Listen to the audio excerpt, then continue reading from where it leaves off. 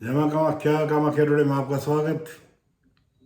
मित्रों, आज की चर्चा ज्योतिष में प्रेत श्राप योग जो बनता है उसका उस पर एक विशेष चर्चा है कि प्रेत श्राप जन्म पत्रिका में किसी भी भाव में शनि राहु या शनि केतु की युक्ति हो तो प्रेत श्राप का निर्माण करती है। शनि राहु या शनि केतु की युक्ति उस भाव के फल को पूरी तरह से बिगाड़ देती है जहाँ ये युक्ति का निर्माण होता है, तथा लाख यत्न करने पर भी उस भाव का उत्तम फल प्राप्त नहीं होता। हर बार आशा तथा हर बार धोखा की आंख मिचौली जीवन भर चलती रहती है। वह चाहे धन हो, धन का भाव या संतान का भाव, सुख का भाव, जीवन साथी का या कोई अन्य भाव हो। भाग्य हर कदम पर रोड़े लेकर खड़ी होती है, जिसको पार करना बार बार की हार के बाद जातक के लिए अत्यंत कठिन हो जाता है। शनि और राहु प्रेत श्राप योग यानी ऐसी घटना जिसे अवचेतन अचेत घटना कह सकते हैं। अचानक कुछ ऐसा हो जाना जिसके बारे में दूर दूर तक भी आपको अंदेशा न हो और भारी नुकसान हो जाए। इस योग के कारण एक के बाद एक मुसीबत बढ़ती जाती है। यदि शनि या राहु में से किसी एक ग्रह की दशा चल रही हो या आयु काल चल रहा हो, यानी 7 से 12 या 36 से 47 वर्ष तक का समय हो, तो मुसीबतों का दौर थमते नहीं थमता। कई बार तो ऐसा भी होता है कि किसी शुभ या योगकारी ग्रह की दशा काल हो और शनि राहु रूपी प्रेत श्राप योग का दृष्टि का दुष्प्रभाव उस ग्रह पर हो जाए, तो उस शुभ ग्रह के समय में भी मुसीबतें पड़ती रहती है। अधिकांश ज्योतिषगण ध्यान नहीं देते, परंतु पूर्व जन्म के दोषों में इसे शनि ग्रह से निर्मित पितृदोष भी कहा गया है, ये कहा जाता है। इस दोष का निवारण भी घर में ही संतान के जन्म लेते ही ब्राह्मण की सहायता से करवा लेना चाहिए, अन्यथा मकान संबंधी परेशानियां भी शुरू हो जाती हैं। प्रॉपर्टियां बिकने लगती हैं, कारखाने बंद होने लगते हैं, पिता पर कर्जा चढ़ना शुरू हो जाता है। नौकरी पेशा हो, कारोबारी संतान के प्रेत श्राप योग के कारण बाप का काम बंद होने लगता है या बंद होने के कगार पर पहुंच जाता है। ऐसे योग के बाले के घर में निशानी होती है कि जगह जगह दरारें पड़ जानी, सफाई के बावजूद भी गंदगी बदबू बने रहना, घर में से जहरीले जीव जंतु निकलना, बिच्छू श्राप आदि। इसलिए इसे प्रेत श्राप योग भारी मुसीबतें लेकर आता है और इस योग के 10वें भाव पर प्रभाव के कारण ही चलते हुए काम बंद हो जाते हैं। 7वें भाव पर प्रभाव के कारण शादियां टूट जाती हैं। 8वें भाव पर प्रभाव हो तो जातक पर जादू टोना जैसा अजीब सा प्रभाव बना रहता है और दर्दनाक भी मौत होती है। 9वें भाव में हो तो भाग्यहीनता बनी रहती है। 11 भाव में हो तो मुसीबतों से लड़ लड़ कर इंसान हार हार कर बैठ जाता है। मेहनत के बाद में फल नहीं मिलता, कितना ही मेहनत कर ले फलों की प्राप्ति नहीं हो पाती आदि। कुंडली के सभी भाव में इसका बुरा प्रभाव रहता है। ज्योतिष कोई जादू की छड़ी नहीं है, ज्योतिष एक विज्ञान है दोस्तों। ज्योतिष में जो ग्रह आपको नुकसान करते हैं उनके प्रभाव को कम कर दिया जाता है और जो ग्रह शुभ फल देने वाले होते हैं उसके प्रभाव को बढ़ा दिया जाता है। हमारे ज्योतिष आचार्यों ने शनि को 6ठे, 8वें, 10वें, 12वें भाव को पक्का कारक माना गया, जबकि राहु एक छाया ग्रह है।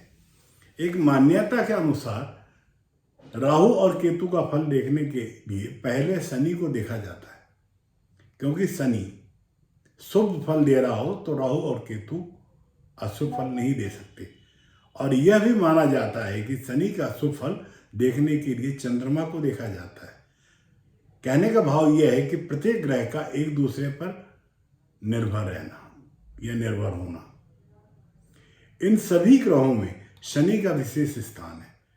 शनि से मकान और वाहन का सुख देखा जाता है, साथ ही साथ इसे कर्म स्थान का कारक माना गया है। यह चाचा ताऊ का भी है कारक है। राहु को आकस्मिक लाभ का कारक माना जाता है या माना गया है। राहु से कबाड़ का और बिजली द्वारा किए जाने वाले काम को देखा जाता है। राहु का संबंध ससुराल से भी है। अगर ससुराल से दुखी है तो राहु खराब चल रहा है। ज्योतिष का मानना है कि राहु और केतु जिस भी ग्रह के साथ आ जाते हैं वह ग्रह दूषित हो जाता है और शुभ फल देना छोड़ देता है।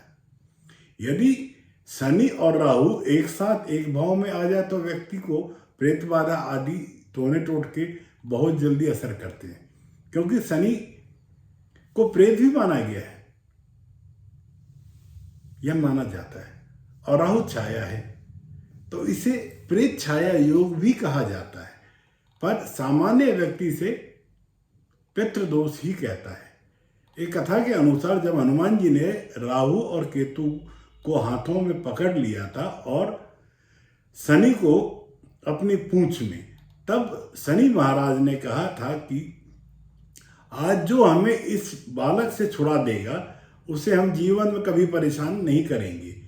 किसी की कुंडली में तीनों ग्रह परेशान कर रहे हो तो एक साबर विधि से इसे हनुमान जी से छुड़वा दिया जाता है, फिर यह जीवन भर परेशान नहीं करता। यदि राहु की बात की जाए तो राहु जब भी मुश्किल में होता है तो वह शनि के पास भागता है। राहु सांप को माना गया है और शनि पाताल मतलब धरती के नीचे।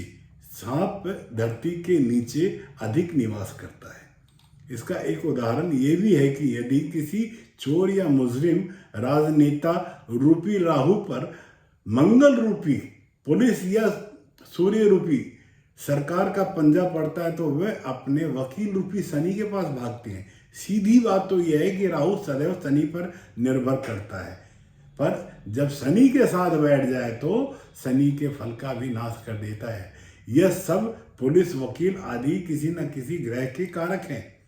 शनि उस व्यक्ति का कभी बुरा नहीं फल देता जो मजदूर 4th क्लास के लोगों का सम्मान करता हो, क्योंकि मजदूर शनि के कारक है। जो छोटे दर्जे के लोगों का सम्मान नहीं करता सदैव शनि उसका बुरा फल देते हैं। कुंडली में प्रेत बाधा के संकेत तो है। आप अपनी कुंडली को ध्यान से देखें। अगर आपकी कुंडली में भी राहु और शनि एक साथ बैठे हैं तो ये प्रेत साप योग है। प्राचीन ग्रामीण कहावतें भी ज्योतिष से अपना संबंध रखने वाली है मानी जाती है, जिसके अंदर गूढ़ अर्थ को अगर हम समझ लें या समझा जाए तो अपने अनुसार बहुत ही सुंदर कथन जीवन के प्रति सावधानी को उजागर करती है। इसी प्रकार एक कहावत इस प्रकार से कही गई है कि मंगल मगरी बुध खाट शुक्र झारू 12 बाट शनि कुलक्षणी रवि कपाट और सोम की लाठी फोड़े टाट। यह कहावत भदावर से लेकर चौहानी तक कही जाती है। इसे अगर समझा जाए तो मंगलवार को राहु का कार्य घर में छावन के रूप में, चाहे वो छप्पर के लिए, क्योंकि छत बनाने के लिए किसी तरह का टेंट आदि लगाकर किए जाए काम या छाया देने वाले साधनों से, वह हमेशा दुखदायी होता है। शुक्रवार को राहु के रूप में झाड़ू अगर लाई जाए तो उस घर में जो भी है उसे साफ कर देती चली जाती है। शनिवार के दिन लोहे का सामान अगर रसोई में आता है तो कोई ना कोई बीमारी को साथ में लाता है। रविवार को मकान या दुकान किसी भी प्रकार के रक्षात्मक उपकरण जो किवाड़ गेट आदि के रूप में लगाए जाते हैं वो किसी न किसी को कारण से आपको धोखा देने वाले होते हैं। सोमवार को लाया गया हथियार अपने लिए ही सामत लाने के लिए होता है। शनि राहु की युक्ति के लिए भी कई बातें मानी जाती हैं। शनि राहु अपनी युक्ति बनाकर लगन में विराजमान है तो लगने से संबंध रखता है तो वह व्यक्ति के शरीर में कई कार्य एक बार निपटाने की क्षमता भी देता है। वह अच्छे कार्यों को भी करना जानता है और बुरे कार्यों को भी करने में सक्षम होता है। वह जाति के प्रति भी कर्म करता है, कुजाति के प्रति भी कार्य करता है। वह कभी आदर्शवादी की श्रेणी में योग्यता रखता है तो कभी बेहद गंदे व्यक्ति के रूप में भी वह समाज में अपने आप को प्रस्तुत करता है। यह प्रभाव उम्र के 2/3 समय तक प्रभावी रहता है। शनि को समझने के लिए कार्य का रूप देखा जाता है और राहु से लगन में सफाई कर्मचारी के रूप में भी देखा जाता है। तो लगन से दाढ़ी वाले व्यक्ति से भी देखा जाता है। राहु का प्रभाव शनि के साथ लगन में हो तो वह पंचम भाव और 9 भाव को भी प्रभावित करता है। इसी प्रकार से अगर दूसरे भाव में हो तो छठे और 10वें को प्रभावित करता है। तीसरे भाव में हो तो 7वें और 11वें को प्रभावित करता है। चौथे भाव में हो तो 8वें और 12वें को प्रभावित करता है। लगन में राहु का प्रभाव शनि के साथ हो तो जातक की दाढ़ी भी लंबी और काली होगी, तो उसके पेट में भी बाल होंगे, घने बाल, शरीर पर, पैरों में, पेड़ों पे बालों का घना होना माना जाता है। शनि से चालाकी को अगर माना जाए तो उससे उसके पिता भी झूठ आदि का सहारा लेने वाले होंगे। आगे आने वाले बच्चे भी झूठ का सहारा लेंगे, लेकिन शर्त पौत्र आदि पर लागू नहीं होता। मंगल के साथ शनि राहु का असर होने पर जातक के खून के संबंध भी असर कारक होते हैं। शनि राहु से मंगल अगर चौथे भाव में है तो जातक को कसाई जैसे काम करने पड़े, कसाई जैसे कार्य करने के लिए बाध्य होता है। शनि से कर्म और राहु से तेज हथियार तथा चौथे मंगल खून से बहाना आदि। अगर मंगल शनि राहु से दूसरे भाव में हो तो जातक को धन, भोजन आदि के लिए किसी न किसी प्रकार का झूठ का सहारा लेना पड़ेगा या लेना पड़ता है। जातक के अंदर तकनीकी रूप से तंत्र आदि के प्रति जानकारियां अधिक होगी। अपने कार्यों में तर्क वितर्क द्वारा लोगों को ठगने का काम भी कर सकता है। अगर यही भाव तीसरे भाव में मंगल के साथ होने पर जातक के अंदर लड़ाई झगड़े के प्रति लालसा अधिक होगी। आंधी तूफान की तरह लड़ाई झगड़े को में अपने सामना करता रहेगा, पलक झपकती वो काम कर जाएगा। पंचम भाव में मंगल के साथ अगर जातक के अंदर दया का असर नहीं होगा, वह किसी भी प्रकार से तामसिक कारणों में दिमाग में तामसिक कारण रखकर चलेगा। जल्दी धन प्राप्त करने के लिए वो किसी भी तरह का कोई खेल खेल सकता है, किसी से अफेयर आदि का भी खेल कर सकता है। वह केवल अपने लिए धन प्राप्त करने की इच्छा रखता है। छठे भाव में मंगल, शनि और राहु होने के कारण जातक के अंदर डॉक्टरी कारण बनते हैं। वह शरीर की बीमारियों के प्रति जानकारियां, गूढ़ जानकारियों को रखता है। अपने को अस्पताल में हमेशा जाने के लिए किसी न किसी रोग को पाले रखता है। इस प्रकार से वो अन्य भाव के लिए भी जाना जाता है। शनि, राहु, हनुमान दे इन 5 सुखों को आनंद। शनि हर व्यक्ति के अनेक रूपों में सुख को भोगता है। कभी अपने तो कभी परिवार के सुख की लालसा जन्म से मृत्यु तक का साथ चलता रहता है। धर्म में आस्था रखने वाला व्यक्ति इन सुखों को पाने या कमी न होने के लिए देवी कृपा की हमेशा आस बना के रखता है। हर गृहस्थ या अविवाहित जीवन में बुद्धि, ज्ञान, संतान, भवन, वाहन इन 5 सुखों की कामना जरूर करता है। यहाँ तक सुखों का खास तौर पर जिक्र इसलिए कर रहा हूँ क्योंकि ज्योतिष विज्ञान के अनुसार जब किसी व्यक्ति की जन्म कुंडली में शनि राहु की युक्ति बन जाती है तो 5 सुख जरूर प्रभावित होते हैं। जन्म कुंडली में 5 सुख चौथे और 5वें भाव नियत करते हैं।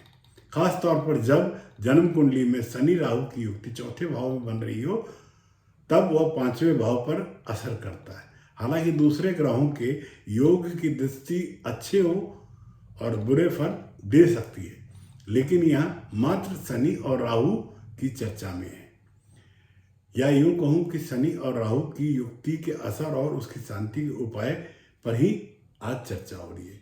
हिंदू पंचांग में शनिवार का दिन न्याय के देवता अर्थात शनि की उपासना करके पीड़ा और कष्टों से मुक्ति का मार्ग भी माना गया है। इस दिन शनि की पीड़ा साढ़े साती या ढैया होने से होने वाले बुरे प्रभावों की शांति के लिए इस दिन हम व्यवस्थाएं बना सकते हैं। किंतु शनिवार का दिन एक और क्रूर राहु दोष की शांति के लिए भी हम माना जाता है। दोस्तों, राहु के बुरे प्रभाव से भयंकर मानसिक पीड़ाओं और अशांति हो सकती है। इसी तरह यह दिन राम भक्त हनुमान की उपासना से संकट बाधाओं से मुक्त होकर ताकत, अकल और हुनर को पाने के लिए भी माना जाता है। यही नहीं, श्री हनुमान की उपासना करने वाले व्यक्ति को शनि पीड़ा कभी नहीं सताती। ये शास्त्र सम्मत बात है। ऐसा शास्त्रों में स्वयं शनिदेव की वाणी है। इसी तरीके से राहु का कोप भी हनुमान उपासना करने वालों को हानि नहीं पहुंचाता। प्रेत बाधा दोष शांति के कुछ तो उपाय हैं जो शास्त्रगत है। पूर्व जानकारी आपको दूं कि इससे पहले की वीडियोस में मैंने इसके बारे में चर्चा की थी। अगर आप वो वीडियो ना देख पाए हों तो मैं पुनः उस चर्चा को आगे ले रहा हूं। अगर आपको शनि राहु से निमित्त किसी भी तरह की परेशानी महसूस कर रहे हो या कुंडली में शनि राहु की युक्ति से आपकी कुंडली आपका जीवन को प्रभावित कर रहा हो, सुखों को आनंद लेने के लिए आपको हनुमान की भक्ति, शनि राहु युक्ति के दोष को शांति उपाय के लिए सरल उपाय आप अपने दिनचर्या में कुछ चीज़ों को हिस्सा बना लें। आप मजदूरों को तंबाकू की पुड़ियाँ 43 दिन तक दान करें। आपको यह योग कभी भी बुरा फल नहीं देगा, क्योंकि मजदूर रूपी शनि और तंबाकू रूपी राहु, जब यह मजदूर रूपी शनि तंबाकू को खाएगा तो उसे अच्छा तंबाकू ग्रहण कर लेगा, तो बुरा राहु बाहर थूक देगा। अर्थात सीधी सी बात है कि शनि अच्छा राहु ग्रहण कर लेगा और बुरा राहु थूक चुका है। तो ये उपाय आप जरूर कीजिए। मैंने इस उपाय को हजारों लोगों पर आजमाया है। 43 दिन मजदूर को तंबाकू की पुड़िया दान करें, भेंट दें, अवश्य आपको फायदा होगा। शनिवार की सुबह यथासंभव जितना जल्दी उठकर स्नान करें, स्वच्छ वस्त्र पहने, एक शुद्ध जल लें, उसमें गंगा जल मिलाकर घर के समीप मंदिर में जाकर मंदिर में स्थित पीपल के वृक्ष पर जाके जड़ों को चढ़ाएं और 7 परिक्रमा पीपल के वृक्ष की लें। अगरबत्ती, तिल के दीपक जलाएं। समय होने पर गजेंद्र मोक्ष सतवन का पाठ करें। इस बारे में भी आप अगर आप नहीं कर सकते तो किसी विद्वान से करवाएं। अगर विद्वान ब्राह्मण मिलता है उससे आप जानकारी लेके उससे करवाएं। किसी भी मंदिर बाहर बैठे भिक्षुक को तेल में बनी हुई वस्तु जैसे कचौड़ी, समोसे, सेब, पकौड़ी यथाशक्ति खिलाएं और उसे नियमित धन दें। श्री हनुमान की प्रतिमा के सामने एक नारियल पर स्वास्तिक बनाकर अर्पित करें। समयाभाव होने पर यह उपाय न केवल अपनी मुसीबतों को कम करते हैं बल्कि जीवन को सुखों से भर देते हैं, शांति से भर देते हैं। इसके अलावा समय होने पर शनिवार के दिन श्री हनुमान, श्री शनिदेव और राहु पूजा, पंचोपचार पूजा और विशेष सामग्रियों को अर्पित करें। शनि मंत्र ओम शनिश्चराय नमः और राहु मंत्र ओम राम राहवे नमः का जाप करें। नियमित रूप से श्री हनुमान चालीसा का पाठ भी बहुत प्रभावकारी फल देता है। शनिवार के दिन शनि मंदिर में जाकर लोहे की वस्तु सिर से 11 बार उतार कर चढ़ा दे या दान कराएं। तिल के तेल का दीपक जलाएं। तेल से बने हुए पकवानों का भोग लगाएं। श्री हनुमान जी को गुड़ चना या चूरमे का भोग लगाएं।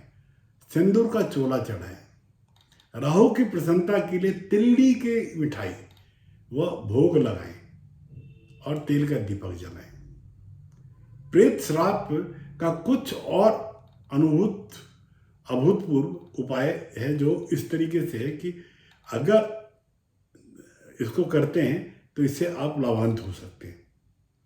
शुक्रवार रात्रि को तकिए के नीचे 1 रुपये का सिक्का रखकर सोए और सुबह उठकर उस सिक्के को शमशान में बाहर से फेंकें।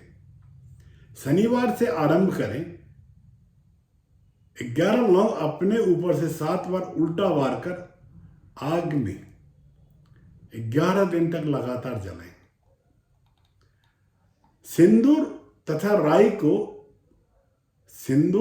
राई को सिर से 7 बार उतार कर 11 दिन तक जलाएं।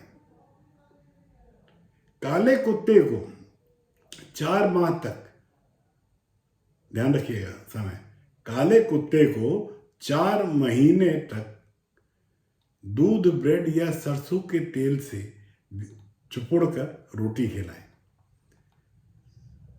पीपल के पेड़ की 7 परिक्रमा ओम शनिश्चराय नमः, ओम राहवे नमः का मंत्र जपें। मंत्र काली अक्की की माला में जपते हुए करें और इसके बाद वही हनुमान चालीसा पढ़कर तिल्ली के तेल की मिठाई का भोग लगा दें। दीप जलाकर शनि और राहु की आरती करें। मंदिर के बाहर बैठे भिक्षुक जो भी हैं उनको कचौरी, समोसे, नमकीन, भुजिया खिलाएं। ध्यान रहे मीठा नहीं। शनिवार को सरसों के तेल की मालिश करें।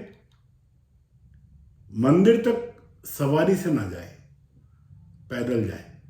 पश्चिम दिशा की तरफ मुंह करके काले आसन पर बैठकर सूर्य उदय से पहले ओम ऐं ह्रीं राहवे नमः तथा सूर्य उदय के बाद ओम ऐं ह्रीं श्रीं श्रेष्ठाय नमः मंत्र का काले हकी की माला से 3 माला का जाप करें। शनि के साथ केतु चंद्रमा के दक्षिण नोड या हम ये कहेंगे साउथ नोड कहते हैं। सिर के बिना एक शरीर है। इस समग्र दुनिया में जादुई अलगाव, आध्यात्मिकता, अहित का प्रतिनिधित्व करता है। राहु की बातें करना चाहता है और ना केतु बातें करना चाहता है। राहु बातें करना चाहता है और केतु बातें कभी नहीं करना चाहता। केतु कर्म है।